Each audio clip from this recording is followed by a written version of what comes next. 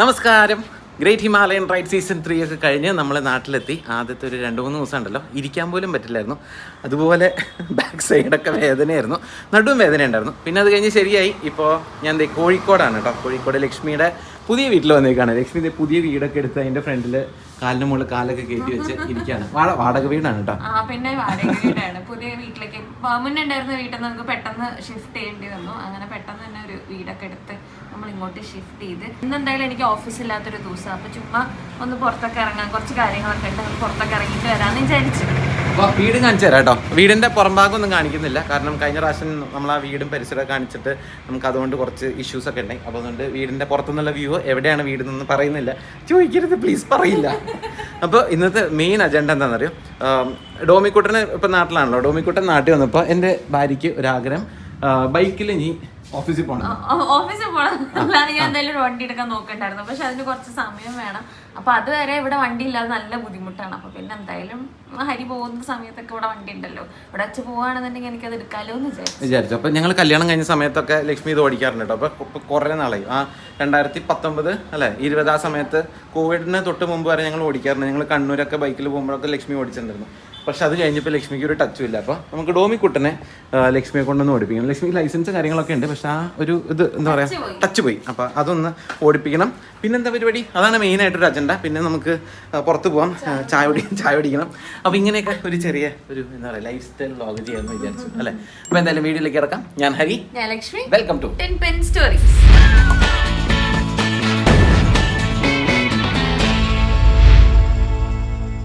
ആദ്യം വീട് കാണിച്ചു തരാം കേട്ടോ. ഇത് ഒരു ഇൻഡിപെൻഡന്റ് ഹൗസ് ആണ്. 3 ബെഡ്റൂം ഉള്ള ഒരു ഇൻഡിപെൻഡന്റ് ഹൗസ് ആണ്. സത്യം പറഞ്ഞാൽ ഭയങ്കര വലിയ വീടാണ്. പക്ഷെ പെട്ടെന്ന് മാറേണ്ടി വന്നോണ്ട് ആ സമയത്ത് ഇതാണ് കിട്ടിയത്. പിന്നെ കണ്ടു വന്നപ്പോൾ ഭയങ്കര പെട്ടെന്ന് ഇഷ്ടമായി. നമ്മൾ അരുണാചലിൽ 0-ൽ ഇരിക്കുന്ന സമയത്താണ് വീട് മാറേണ്ട ആവശ്യം. എന്താ കാരണം എന്ന് പറയുന്നില്ല, പെട്ടെന്ന് നമുക്ക് മാറേണ്ട ഒരു ആവശ്യം വന്നു. അപ്പൊ അങ്ങനെ പെട്ടെന്ന് മാറിയതാണ്. അപ്പൊ ലക്ഷ്മി എന്നെ കണ്ടുപിടിച്ച് സെറ്റാക്കി എല്ലാം ചെയ്താട്ടോ. അപ്പൊ ഷിഫ്റ്റിങ്ങിനൊക്കെ ലക്ഷ്മിയുടെ പേരൻസ്, എൻ്റെ അമ്മ ഉണ്ടായിരുന്നു ഇല്ല, ലക്ഷ്മിയുടെ എൻ്റെ അമ്മ ആദ്യം വന്നു, എപ്പോഴും വന്നു.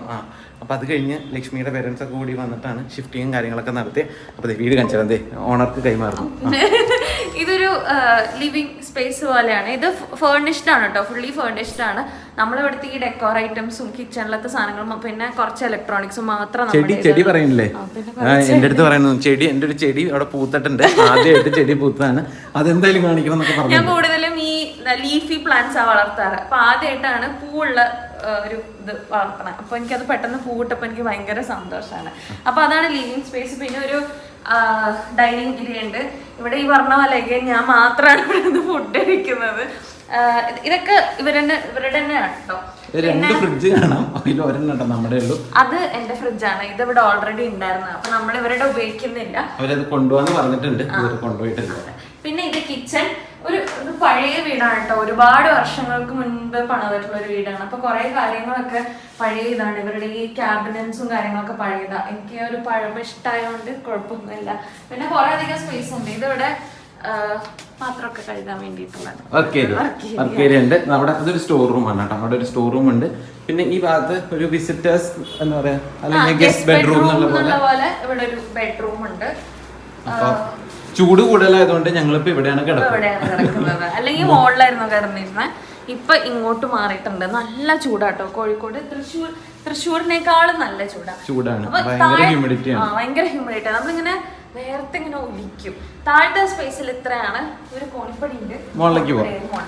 ഞാനിവിടെ അധികം ദിവസം നിന്നിട്ടില്ല കേട്ടോ. എനിക്ക് തന്നെ മാക്സിമം ഒരു 4-5 ദിവസമാണ്. ഞാൻ വന്ന ഉടനെ ഇങ്ങോട്ട് വന്നു, അത് കഴിഞ്ഞ് തിരിച്ചു പോയി നാട്ടിൽ പോയി.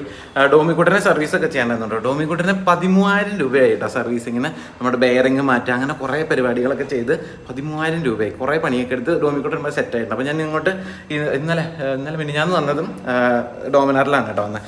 അപ്പോൾ അതെ മുകളിലേക്ക് പോയപ്പോൾ ഇവിടെ ഒരു ചെടിയുണ്ട്, ഇവിടെ വലിയൊരു ജനലുണ്ട്. ഈ ബെഡ്റൂം ആണ് ശരിക്കും നമ്മൾ ഉപയോഗിച്ചിരുന്ന ബെഡ്റൂം. പക്ഷേ നമ്മളല്ല നീ. പക്ഷെ ഭയങ്കര ചൂടാണ്. ഇവിടെ സീലിംഗ് ഹൈറ്റ് കൂടിയോണ്ടും ഇവിടെ ആക്ച്വലി 2 ബെഡ്റൂമിൽ AC ഉണ്ട്. പക്ഷെ ഇവിടെ AC ഇട്ടിട്ട് ഒരു ഉപകാരമില്ല അങ്ങനെ. അപ്പോൾ ഇതൊരു ബെഡ്റൂം. ഇവിടെ സ്റ്റഡി ടേബിളും പരിപാടി, ഞാൻ വർക്കൊക്കെ ചെയ്യുമ്പോൾ ഇവിടെയാണ് ഇരിക്കാറ്. ഇനി തീർന്നിട്ടില്ല റിച്ച് ലൈഫ്. ഇത് വെറുതെ ഉള്ളൊരു ബെഡ്റൂം, അങ്ങനെ ഒരു ഉപകാരമില്ലാത്തൊരു ബെഡ്റൂം. പക്ഷെ എനിക്ക് ഇവിടെ വന്നിട്ട് ഏറ്റവും ഇഷ്ടമായ ബെഡ്റൂം അതാ കേട്ടോ. ഭയങ്കര കാറ്റും വെളിച്ചമൊക്കെ ഉള്ള ഒരു സ്ഥലമാണ്. അപ്പോൾ ഇതിപ്പോൾ തുറന്ന് അതിങ്ങനെ കാറ്റുകാരൻ അടഞ്ഞു വായിക്കണതാണ്. പക്ഷെ നല്ല ഇവിടെ ഒരു സമാധാനമുള്ള സ്ഥലമാണ്. പിന്നെ ഇവിടെയാണ് ആകെ വാഷിംഗ് മെഷീൻ ഇടാനൊരു സ്ഥലമുള്ളൂ. നേരത്തെ പറഞ്ഞാൽ കുറച്ച് പഴയ വീടാണ്. അപ്പം അന്ന് അങ്ങനെ ആലോചിച്ച് പണിതൊന്നല്ല. അപ്പോൾ ഇവിടെ ഒരു ബാത്റൂം ഉണ്ട്. അപ്പോൾ അതിൻ്റെ അകത്താണ് വാഷിംഗ് മെഷീൻ ഇട്ടേക്കണം. ഇന്നാണ് വാഷിംഗ് മെഷീൻ സെറ്റ് ആക്കിയേക്കണത്. ഒരു സെക്കൻഡ് ഹാൻഡ് വാഷിംഗ് മെഷീൻ മേടിച്ചിട്ടുണ്ടായിരുന്നു. പക്ഷേ അതിൻ്റെ ഫിറ്റിങ്ങും പൈപ്പിംഗ് പ്ലംബിംഗ് വർക്കും കഴിഞ്ഞിട്ടുണ്ടായിരുന്നില്ല. അപ്പോൾ ഞാൻ വന്നിട്ട് ഇന്ന് ആണ് ഇതൊക്കെ ചെയ്തത്. കഴിഞ്ഞിട്ടില്ല. എൻ്റെ അടുത്ത് ഈ വീട് എടുക്കുമ്പോൾ ആദ്യം പറഞ്ഞു തന്നത് ഫോട്ടോ എടുത്ത് എൻ്റെ വീട്ടിൽ ഷാൻഡിലിയർ ഒക്കെ ഉണ്ട് ഇത്ര. പക്ഷെ നല്ല വീടാട്ടോ. അതായത് കോഴിക്കോട് ഇങ്ങനൊരു വീട് കിട്ടാൻ കുറച്ച് ബുദ്ധിമുട്ടാണെന്ന് എനിക്ക് തോന്നുന്നു. ഞങ്ങൾ കുറേ അന്വേഷിച്ചിട്ടുണ്ടായിരുന്നു ഒരു സമയത്ത്. ഇവിടെ പുറത്തൊരു ഇതുണ്ട്. സാരില്ല, കുഴപ്പമില്ല, ആൾക്കാർ കണ്ടുകൊണ്ട് കുഴപ്പമില്ല. ഡ്രസ്സൊക്കെ ഉണ്ട്, ഉണക്കായിട്ടുണ്ട്. അപ്പോൾ അതൊക്കെ എടുത്ത് നൈസായിട്ട് മാറ്റി വയ്ക്കുകയാണ്. ഇവിടെ ഒരു ടെറസ് ഉണ്ട്. പിന്നെ നല്ല അടിപൊളി ഒരു മാവുണ്ട്. 2 തെങ്ങും കറിവേപ്പിലയുടെ മരങ്ങളും കാര്യങ്ങളൊക്കെ ഉണ്ട്. അതിലൊരു മാങ്ങ ചീഞ്ഞ് നിൽക്കണ്ടല്ലോ. പൊട്ടിക്കായിരുന്നു, പഴുത്ത് പോയി, പഴുത്ത് ചീഞ്ഞത്. ഇതൊക്കെയാണ് വീടും കാര്യങ്ങളൊക്കെ. റെസിഡൻഷ്യൽ ഏരിയ ആണ് കേട്ടോ ചുറ്റും. അപ്പൊ ചുറ്റും വീടും കാര്യങ്ങളൊക്കെ ഉള്ളതുകൊണ്ട് തന്നെ ഞാൻ ഒറ്റയ്ക്കുള്ളപ്പോ എനിക്ക് ഇന്നേ വരെ അങ്ങനെ ഒരു ഒറ്റയ്ക്കാണെന്നുള്ള തോന്നലൊന്നുണ്ടായിട്ടില്ല. തൊട്ടപ്പുറത്തുള്ള നെയ്ബേഴ്സ് ഒക്കെ ഭയങ്കര സ്വീറ്റ് ആണ്, നല്ല ആൾക്കാരാണ്. കോഴിക്കോട് ജനറലി നല്ല സ്വീറ്റ് ആൾക്കാരാണ്. ഏറ്റവും രസം എന്താ പറയുക, ഞാൻ ഹരിയുടെ എപ്പോഴും വിളിച്ചു പറയായിരുന്നു, നോമ്പിന്റെ സമയത്ത് ഹരി വരണമായിരുന്നു. എവറി ഡേ 6 മണിക്ക് ഞാൻ തിരിച്ചിവിടെ എത്തുന്ന സമയത്ത് എനിക്ക് ഫുഡ് ഉണ്ടാവും. എനിക്കിങ്ങനെ ഫോട്ടോ അയച്ചു ഓരോ സാധനങ്ങൾ അയച്ചു തരും. ഇന്നത് കിട്ടി, ഇന്നത് കിട്ടി. ഇതേവരെ നമ്മള് തൃശ്ശൂർ നായോണ്ട് തന്നെ തൃശ്ശൂർ കിട്ടാത്ത സാധനങ്ങളായിരുന്നു. ഒരു ദിവസം പോലും മുടക്കാതെ എനിക്ക് സ്നാക്സ് കിട്ടിയിരുന്നു. അപ്പൊ ആൾക്കാർ ഭയങ്കര സ്വീറ്റ് ആണ് കേട്ടോ. അപ്പൊ നമുക്കൊന്ന് പുറത്തേക്ക് പോയാലോ മോളെ? ഇനി പറഞ്ഞെങ്കിലും പറയാനുണ്ടോ വീടിനെ കുറിച്ച്? ഇല്ല, നല്ല വീടാണ്. സത്യം പറഞ്ഞാൽ ഞങ്ങൾക്ക് ഇത്രയും ബഡ്ജറ്റ് ഒന്നും ഉണ്ടായിരുന്നില്ല കേട്ടോ. പക്ഷെ ഈ പറഞ്ഞ പോലെ ഞങ്ങൾക്കൊരു ആദ്യം താമസിച്ച ഒരു വീടിന്റെ മുകളിലാണ്. അപ്പൊ ഞങ്ങൾക്ക് ഒരു ഇൻഡിപെൻഡന്റ് ആയിട്ട് ഒരു വീട് വേണമെന്നുണ്ടായിരുന്നു. കുറച്ചും കൂടി നമുക്കൊരു പ്രൈവസി ആവശ്യത്തിന് വേണ്ടിയിട്ടും. പിന്നെ എന്താ പറയാ, പിന്നെ ഇവിടെ ഗേറ്റഡ് അപ്പാർട്ട്മെന്റ്സും കാര്യങ്ങളും നോക്കുമ്പോൾ ശരിക്കും ഇപ്പൊ ഇവിടെ കൊടുക്കുന്നതിനേക്കാളും ഭയങ്കര പൈസ. അപ്പൊ അങ്ങനെ നോക്കുമ്പോ അല്ലെങ്കിൽ വെറുതെ ഫേർണിച്ചേഴ്സ് വാങ്ങി എന്റെ കാര്യത്തിൽ ഒരു ഉറപ്പില്ലാത്ത ഒരാളാണ്. അതെ, അടുത്തത് ഇനി എങ്ങോട്ടാ പോണെന്ന് അറിയില്ല. ഞാൻ ലക്ഷ്മിയുടെ അടുത്ത് പറയാം, ഞാൻ ഇനി പാല് കാച്ചലിന് വീഡിയോ എടുക്കില്ല, എനിക്ക് കണക്കേതാണ്. പോവാ, തിരിച്ചുകൂടാണ്, വേർത്തു ലിച്ചോണ്ടിരിക്കുകയാണ്.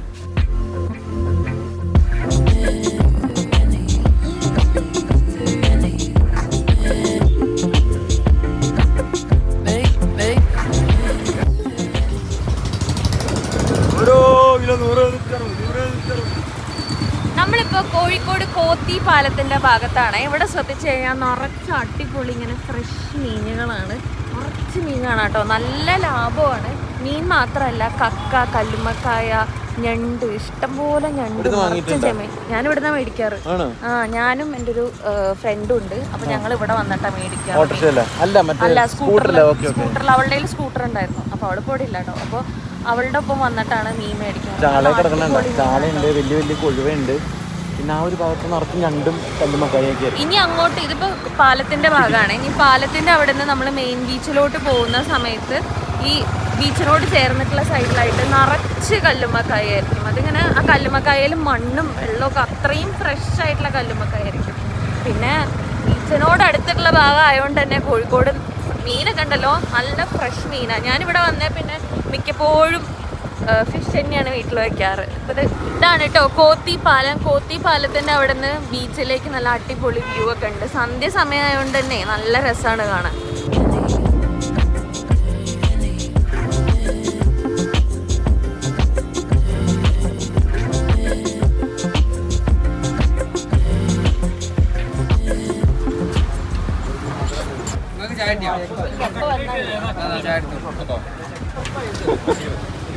എന്നാ ഇത് കൂടെ തരുമോ? 2 കല്ലുമ്മക്കായ, 2 പാഴ്സലാ.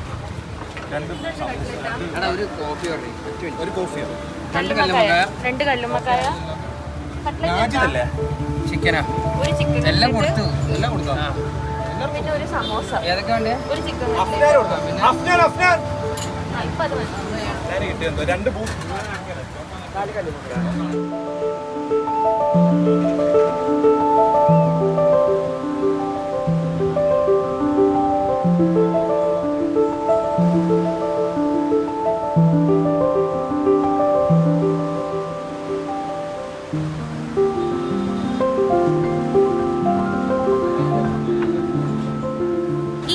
കോഴിക്കോട് എന്നുള്ള റീൽസ് ഫോളോ ചെയ്യുന്ന ആൾക്കാർക്ക് ചിലപ്പോൾ ഈ സ്ഥലം മനസ്സിലായിണ്ടാവും. ഹരിക്കുന്ന മനസ്സിലാവാൻ ഒരു വഴിയില്ല. നോമ്പ് സമയത്ത് തുടങ്ങിയതാണ് എഗ് ചായ് എന്ന് പറഞ്ഞിട്ടുള്ള സ്പോട്ട്. ഭയങ്കര ഇൻസ്റ്റാഗ്രാം ട്രെൻഡിങ് സ്പോട്ടായിരുന്നു.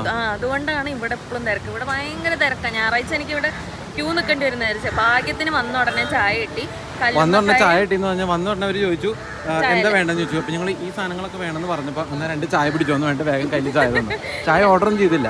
ഇവിടെ ഏറ്റവും രസം ഇവിടുത്തെ വ്യൂ ആണ് കേട്ടോ. ഇവിടുന്ന് അങ്ങോട്ട് ബീച്ചിൽ ഞങ്ങളിവിടെ അങ്ങനെ 6:30 വന്നിട്ട് രാത്രി 11 മണി വരെ ഇവിടെ ഇരിക്കാറുണ്ട്. അങ്ങനത്തെ സിറ്റുവേഷൻസ് മേശപ്പുറത്തിരിക്കോ. ഭയങ്കര രസമാട്ടോ, ഭയങ്കര അടിപൊളി വ്യൂ ആണ്. അപ്പോൾ കുറേ എനിക്ക് പറഞ്ഞാൽ യങ്സ്റ്റേഴ്സ് ആണ് തോന്നുന്നു കൂടുതൽ വരുന്നത് അല്ലേ. കട്ട്ലറ്റും പറഞ്ഞു, പിന്നെ എന്തൊക്കെയാ പറഞ്ഞാൽ കല്ലുമ്മക്കായ അല്ല ഡീസൻ്റ് ആണ്. അപ്പോൾ ഇങ്ങനെ എക്സ്ട്രാ ഓർഡിനറി ഒന്നും പറയാനില്ല, പക്ഷേ നല്ല കട്ട്ലറ്റാണ്, നല്ല ചായയാണ്. കല്ലുമ്മക്കായ കഴിച്ചിട്ടില്ല, കഴിച്ചു നോക്കട്ടെ. ഇത് കണ്ണൂർ സ്റ്റൈൽ കല്ലുമ്മക്കായാണ്. അതായത് ഇതിങ്ങനെ പുഴുങ്ങിയിട്ട് മസാല ഇങ്ങനെ റോസ്റ്റ് ചെയ്തായിരിക്കും. കോഴിക്കോട് സ്റ്റൈൽ എന്ന് പറഞ്ഞു കഴിഞ്ഞാൽ ഫ്രൈ ചെയ്യുന്നതാണ്. ഇത് ഫ്രൈഡ് അല്ല. വെച്ചോക്ക്.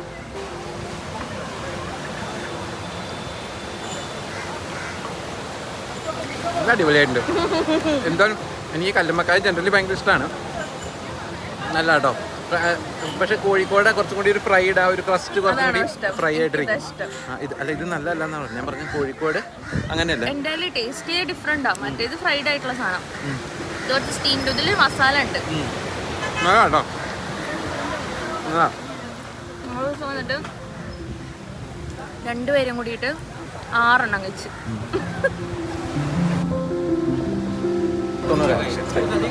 നല്ല തിരക്കാട്ടോ. അപ്പോൾ 2 ചായ, 2 കല്ലുമ്മക്കായ, ഒരു കട്ട്ലറ്റ് എല്ലാം കൂടി 90 രൂപ കേട്ടോ. അതെ, ഇവിടെ ഓർഡർ പറഞ്ഞിട്ടാണ് ചായ എടുക്കണേ. അതായത് അവർ പേര് വിളിച്ച് പറയാണ്. ഞങ്ങൾക്ക് ഭാഗ്യം കൊണ്ട് ഇവിടെ വന്നപ്പോൾ വേറെ ആരോ പോയി, അപ്പോൾ ആ 2 ചായ അവർ നേരെ തന്നതാണ്.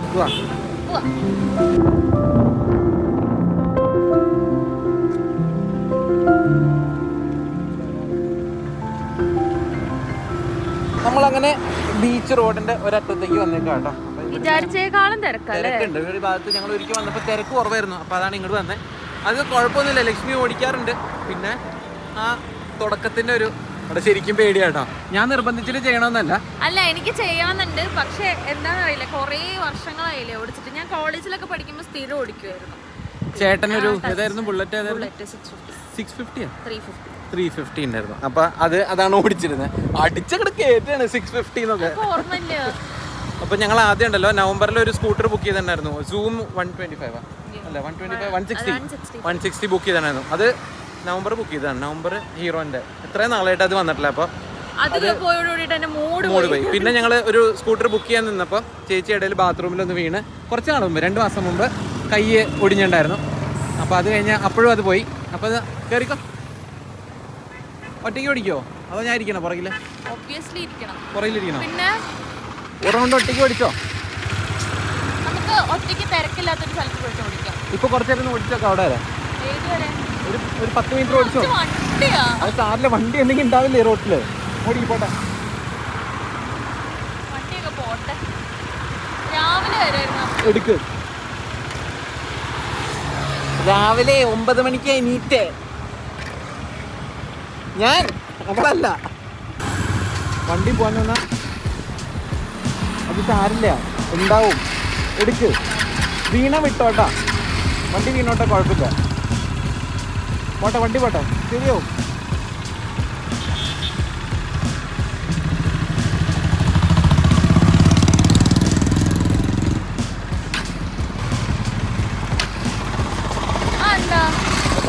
ക്ലച്ച് ശരിയാവാത്തണ്ട വിടുന്നത്. ശരിയായ ആക്സിലേറ്റർ കുറച്ചും കൂടി കൊടുക്കുക, ക്ലച്ച് കുറച്ചും കൂടി ഇതായിട്ട് കൊടുക്കുക.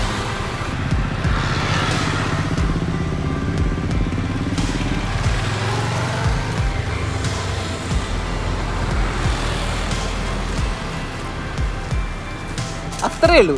സെറ്റ് ഇതുണ്ടല്ലോ, ആ തുടക്കത്തിൻ്റെ ആ ഒരു പേടി മാത്രമേ ഉള്ളൂ കേട്ടോ. അതിപ്പോൾ ഞാൻ സുഖമായിട്ട് ഓടിച്ചു പോകുന്നുണ്ട്. ഞാൻ അവിടെ പോയി യൂട്ടേൺ എടുത്ത് വരട്ടെ. കുറേ ദൂരത്തേക്ക് പോയിട്ടുണ്ട് കേട്ടോ. ഇത് സൈഡിലൊന്നും കാണാനില്ല. അവിടെ പോയിട്ട് യൂട്ടേൺ എടുക്കാൻ പോയതായിരിക്കും. അപ്പോൾ ഞാൻ അപ്പുറത്തെ സൈഡിലേക്ക് നിൽക്കാം. അപ്പോൾ ഈ ഒരു ഭാഗത്തേക്ക് വരുമല്ലോ. ഞാൻ കയറിയിരുന്ന കുറച്ചും കൂടി കോൺഫിഡൻസ് കിട്ടിയേനെ. പക്ഷേ എപ്പോഴും ഞാൻ ഉണ്ടാവില്ലല്ലോ. അപ്പോൾ ഇങ്ങനെ പഠിക്കുകയാണ് നല്ലത്. പോയിട്ട് പറ്റാം, നമുക്കിവിടെ വെയിറ്റ് ചെയ്യാം. സെറ്റായില്ലേ? പ്രശ്നം കഴിഞ്ഞില്ലേ? ഈസി അല്ലേ? വിചാരിച്ച ബുദ്ധിമുട്ടൊന്നുമില്ലല്ലോ. ഇനി ആകെ പ്രശ്നം എന്താ അറിയോ, പാർക്കിങ്ങിൽ നിന്ന് എടുക്കുക, അതായത് വണ്ടിക്ക് വെയിറ്റ് ഉണ്ടാവും. അപ്പോൾ അതും കൂടി സെറ്റാക്കിയത് നമുക്ക് കുറച്ച് പേര് ഓടിച്ചാലോ. ഓവർ കോൺഫിഡൻസ് ആയാ? പേടി എന്തിനാ? എന്താ കാരണം ഞാൻ പറഞ്ഞുതരാം. അത് വീണേന്റെ അല്ല, അതായത് ആൾക്കാർ എങ്ങനെ എടുക്കുമെന്ന് എനിക്കറിയില്ല. പക്ഷെ ഈ നമ്മൾ പെൺകുട്ടികൾ അധികം ബൈക്ക് ഓടിച്ച് കാണില്ല.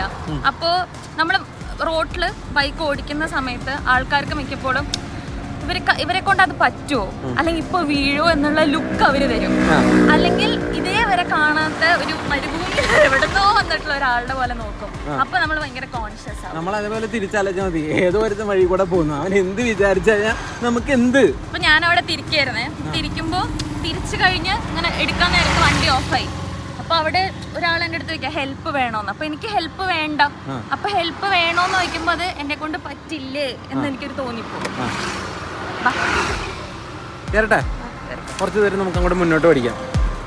സെറ്റാണ് കേട്ടോ, കുഴപ്പമില്ല.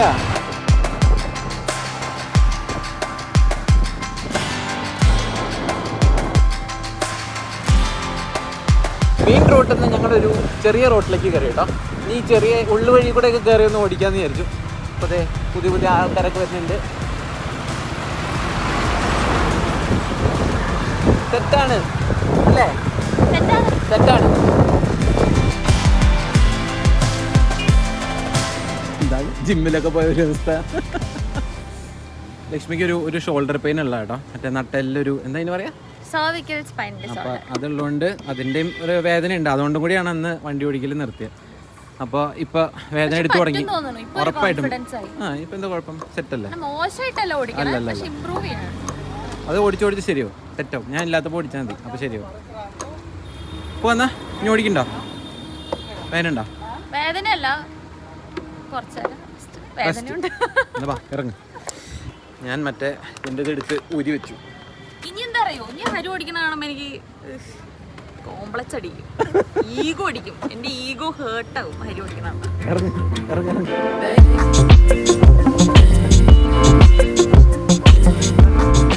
ബീച്ചിന്റെ സൈഡിൽ നിന്ന് വണ്ടി ഓടിച്ച് ഞങ്ങൾ എരഞ്ഞിപ്പാലത്ത് വന്നേക്കാം കേട്ടോ. അപ്പോൾ എരഞ്ഞിപ്പാലത്ത് ഇവിടെ ദോശ സ്പോട്ട് എന്ന് പറഞ്ഞിട്ട് ലക്ഷ്മി ഏതൊരു സ്ഥലം പറഞ്ഞു, അങ്ങോട്ട് വന്നേക്കാണ്. അപ്പോൾ ദോശ കിട്ടുന്നൊരു കടയാണ്. അവിടെ ഒരു ചേട്ടൻ നല്ല ചുടു ദോശ അവിടെ ഫ്രണ്ടിൽ നിന്ന് ഉണ്ടാക്കുന്നുണ്ട്. നമുക്ക് ദോശ കഴിക്കാം. സ്ഥലമില്ലേ?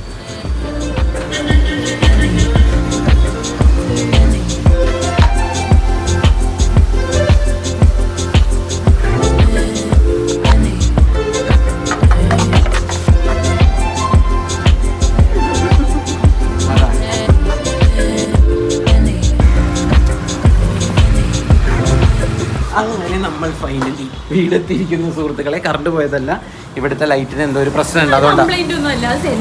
അപ്പൊ സെൻസറിന് കംപ്ലൈന്റ് ഉണ്ട്. പിന്നെ അപ്പൊ നമ്മളിപ്പോ ഇവിടെ മൂവ് ചെയ്തോണ്ടിരിക്കുകയാണ്. മൂവ്മെന്റ് ഒരു മോണാവല്ലേ വേണ്ടേ? ഡ്രൈവർ നല്ലൊരു ഡ്രൈവർ വണ്ടി നിർത്തിയിട്ട് ഞാൻ വണ്ടി ഓഫ് ചെയ്യണം. സോറി. ഇവിടെ ഭയങ്കര ചൂടാട്ടോ, ചൂട് സഹിക്കാൻ പറ്റില്ല. തൃശ്ശൂർ ഇത്ര ചൂടില്ല കേട്ടോ, ഇവിടെയാണ് ഭയങ്കര ചൂടാണ്. തൃശ്ശൂർ ഇങ്ങനെ വേർക്കുന്നില്ല, ഇത്രയും ചൂടുണ്ട്, ഇത്രയും വേർക്കുന്നില്ല. സ്ഥലം നല്ല കേട്ടോ, അത് ഞാൻ എഗ്രി ചെയ്യുന്നു, നല്ല സ്ഥലമാണ്. അത് എനിക്ക് ഭയങ്കരമായിട്ട് ഇഷ്ടമായി കോഴിക്കോട്.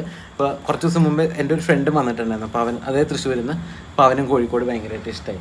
അപ്പോൾ എന്തായാലും ഞങ്ങൾ ഇന്നത്തെ വീഡിയോ അവസാനിപ്പിക്കാമെന്ന് വിചാരിക്കുകയാണ് കേട്ടോ. ഒരു ലൈഫ് സ്റ്റൈൽ വ്ളോഗ് എന്നുള്ള ഇതിലിങ്ങനെ തുടങ്ങിയതാണ്, അല്ലാതെ ഇപ്പം ഇങ്ങനെ കുറേ ചുമ്മാ ഒരു വൈകുന്നേരം. അപ്പോൾ എന്തായാലും പുതിയ യാത്രകളൊക്കെ ഉണ്ട് കേട്ടോ, അതെന്താണെന്നൊക്കെ വഴിയെ അപ്ഡേറ്റ് ചെയ്യാം. കുറച്ച് ദിവസത്തിൽ യാത്രയ്ക്ക് ഇറങ്ങും. അപ്പോൾ അങ്ങനെയൊക്കെയാണ് പ്ലാൻ. അപ്പോൾ ലക്ഷ്മി ഇനി എന്താ സ്കൂട്ടറാണോ ബൈക്കാണോ എന്താ എടുക്കണമെന്നൊക്കെ ഇനി പോയി ബാക്കിയുള്ള കാര്യങ്ങളൊക്കെ ലക്ഷ്മിയുടെ അച്ഛൻ തീരുമാനിക്കും കേട്ടോ. അച്ഛൻ പറയും ചിലപ്പോ വേണ്ട സ്കൂട്ടർ മതി. അച്ഛനൊട്ടും ഇഷ്ടമല്ല ടൂ വീലർ. അച്ഛന് ഞാൻ ഓടിക്കണത് ഇഷ്ടമല്ല, അച്ഛന് സ്കൂട്ടറിന് എടുക്കണ ഇഷ്ടമല്ല, ഹരി ഓടിക്കണ ഇഷ്ടം. പക്ഷെ അച്ഛൻ പോകും കേട്ടോ. അപ്പൊ ശരി, അടുത്ത വീഡിയോയിൽ കാണാം. അടുത്ത വീഡിയോയിൽ കാണുന്നവരെല്ലാവർക്കും ബൈ.